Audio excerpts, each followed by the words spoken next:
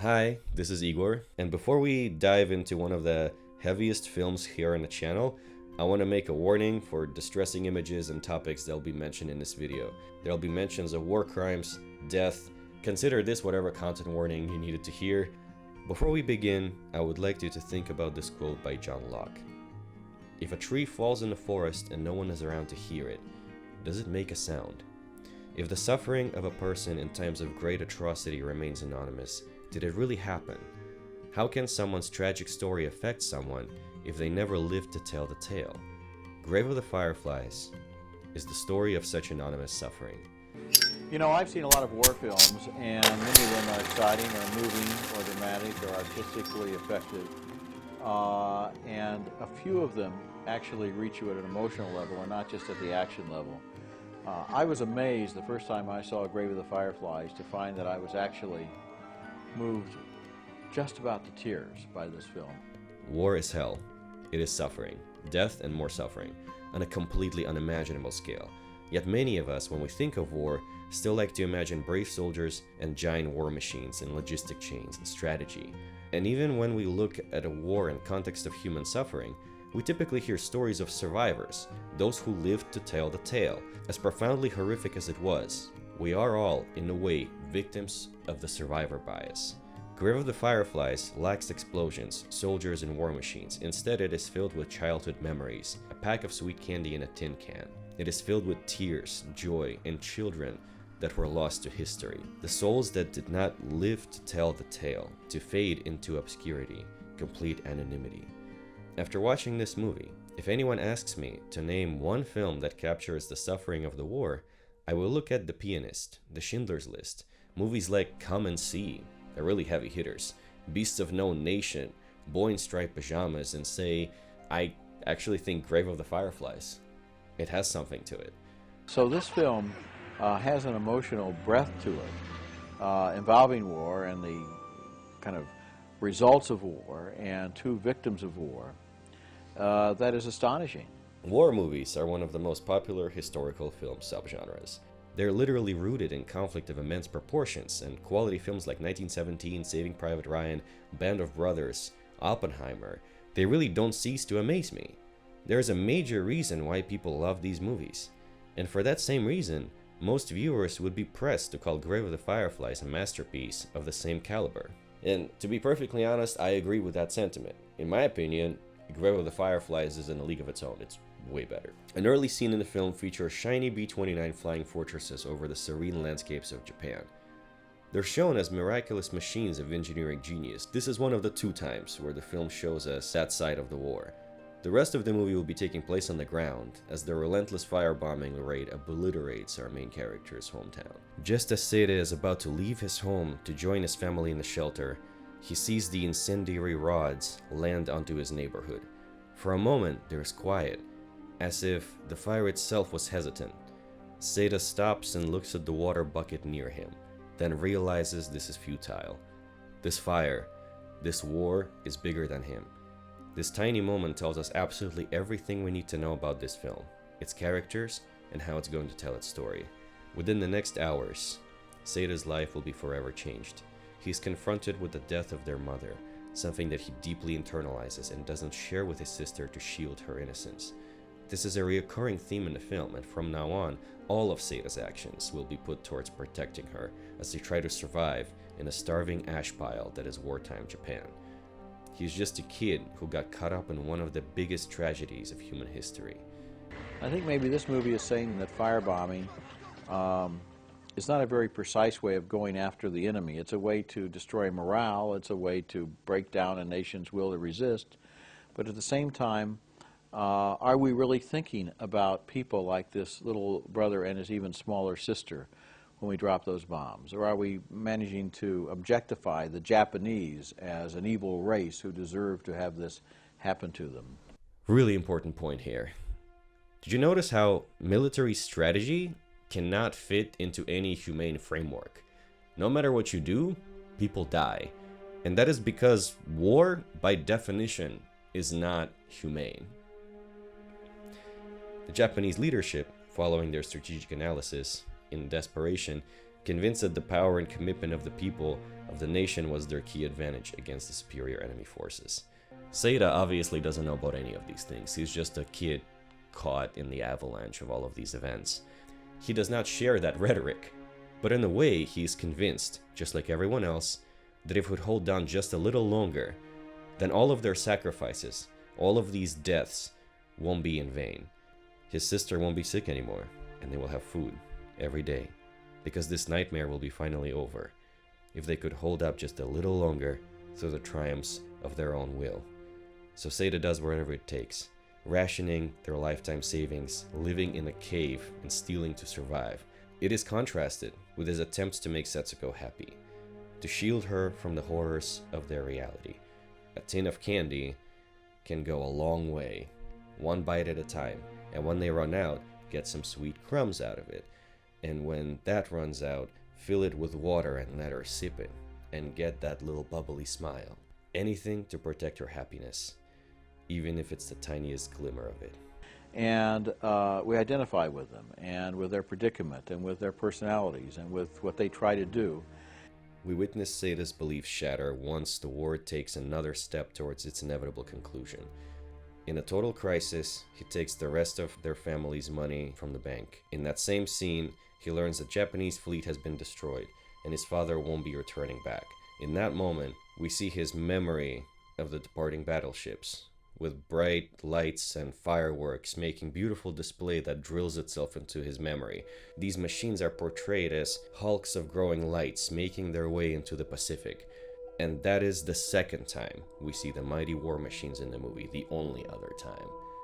For the rest of the story, these are tools of murder, war, and utter devastation.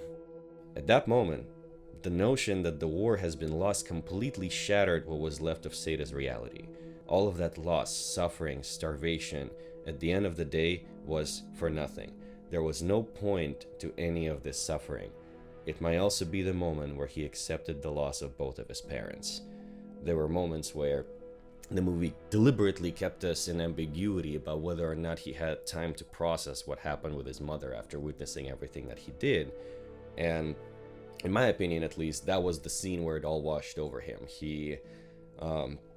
He really realized that there is no way of getting out of this and still be okay.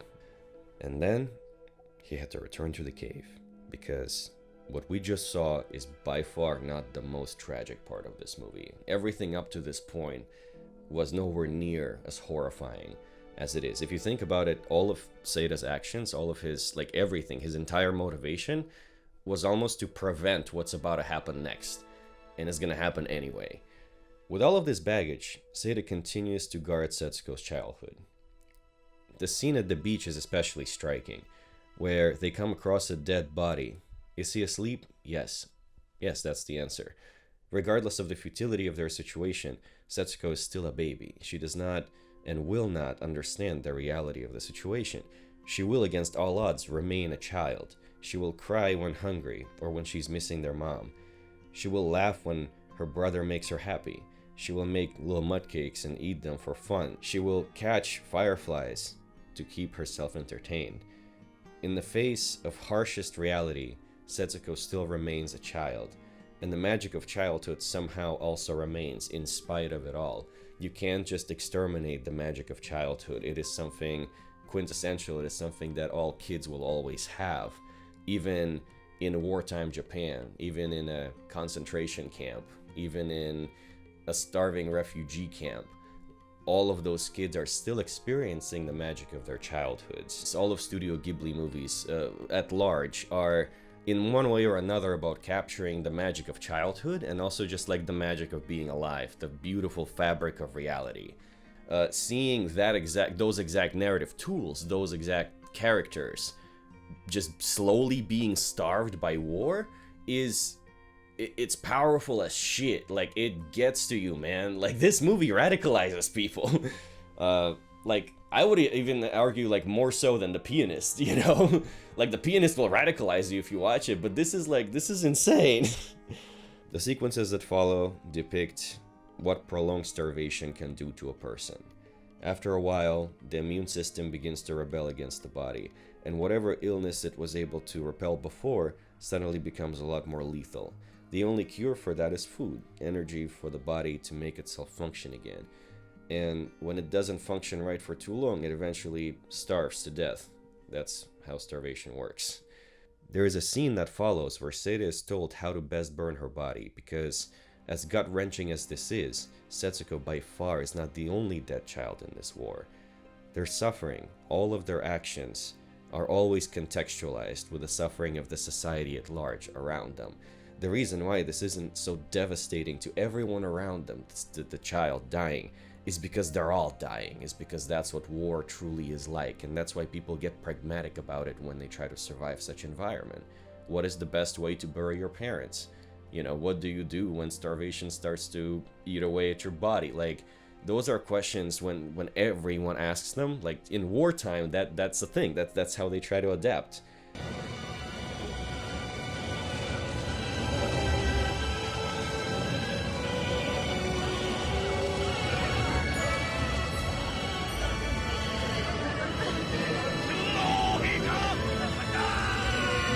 Ultimately, the inevitable happens. No matter how hard Seda tries, the odds are simply stacked against him.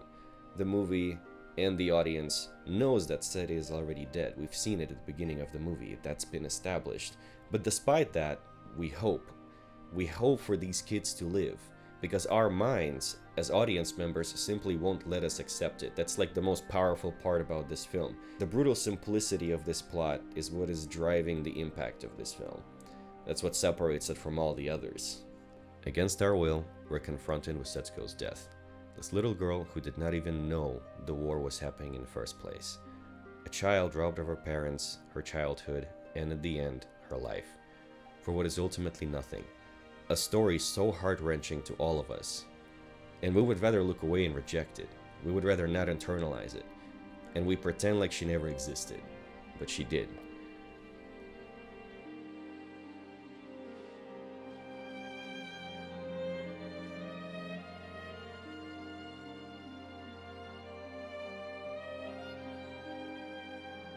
As the fire burns, we find ourselves in this ethereal montage, a collection of smiles, giggles, and moments of playtime. What makes it even more agonizing is that those are not Seda's memories of Setsuko, nor are they our memories, audience members. The montage features moments that Seda wasn't there to see, as well as moments that we, as audience members, also didn't get to witness either. Those are her moments, moments of joy that she will take with her into the afterlife. In my opinion, the sequence is meant to confront us, the audience members, to point out and say, see, this is what the world was robbed of. This is the cruelty we allowed to happen. This is the reality that the survivor bias shields us from. This is all our fault. And as we collectively keep allowing the wars to keep happening, we allow these lives to be cut short. Children die in every war. All war, at all times, is accompanied by famine and the deaths of innocent people. All war is accompanied by deaths of children, little children, who don't even realize there is war. Even as they starve, they remain innocent, and it makes it all that much more tragic. And this film, like no other, makes me want to cry for help. If Schindler's List makes me hate Nazis, Pianist makes me want to cling to the remnants of humanity, and Beast of No Nation makes me fear for our collective well-being as species, Grave of the Fireflies makes me want to scream for help. For it makes you feel just how lost we are as a society.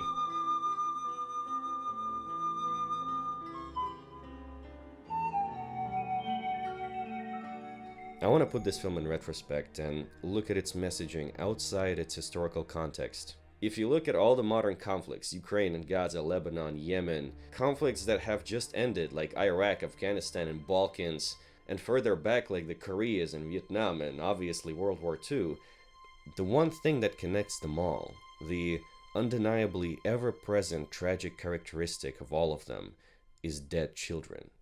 And Grave of the Fireflies is underlying that word. Not dead civilians, dead children. This is why this is the most important war film ever made. There's something I discovered while doing research for this video. My Neighbor Totoro and Grave of the Fireflies In many instances, they were screened as a double feature to showcase the profound difference between childhood in wartime versus childhood in peacetime. At the end, we return to Seda, alone. He lost everyone and everything, and now it is his time to go as well. His spirit reunites with Setsuko, who seemingly waited for him to pass so they can move on together, almost as if they both knew their fate long before they met it, or because she wanted her brother to go with her, she didn't want to move on alone, which is completely natural if you think about it. Anonymous souls, victims of the most horrible atrocities in human history. And as much as I want everyone on Earth to be compulsively subjected to watch this film, I understand just how unrealistic this is. This world is full of bigots, full of politics and corruption, and it is full of ignorance. It is full of denial. We, as audience members, when watching this movie, are full of denial. The anonymity of these victims of war is confronting our deepest denial. You won't hear these stories because you don't hear of them does not mean they did not happen. They're still happening and will keep happening as long as there is war. And this is why, if the tree falls and no one is there to hear it, the sound it made can still affect millions.